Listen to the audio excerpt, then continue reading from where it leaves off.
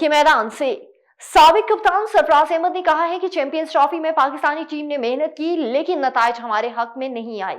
साबिक कप्तान सरफराज अहमद ने कहा कि सारी टीमें जीतने के लिए खेलती हैं। दौरा न्यूजीलैंड के लिए पाकिस्तानी टीम नौजवान खिलाड़ियों पर मुश्तमिल है। दौरा न्यूजीलैंड उम्मीद है कि नताइज हमारे हक में आएंगे। न्यूजीलैंड की कंडीशन हमेशा से चैलेंजिंग रही है। चैंपियंस ट्रॉफी के सेमीफाइनल के लिए आए क्रिकेट बोर्ड के ओहदेदारान ने शाही किले की सैर की। भारतीय क्रिकेट बोर्ड के नायब सदर राजीव शुक्ला समेत भारतीय वफद ने तारीखी मकाम का दौरा किया।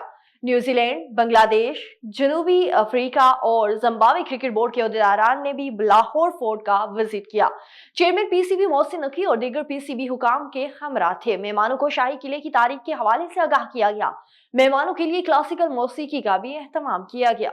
और वीडियो में चैंपियंस ट्रॉफी 2025 के सेमीफाइनल्स तक के मैच के सनसनीखेज लम्हात और शाहीकीन का जोश और जज्बा दिखाया गया है, जबकि वीडियो का एहतमाम चैंपियंस ट्रॉफी के साथ शुक्रिया पाकिस्तान के जुमले से किया गया। ICC safety and security manager doctor डियो मुस्कर ने भी पाकिस्तान में चैंपियंस ट्रॉफी के इवेंट को शानदार करार दे दिया।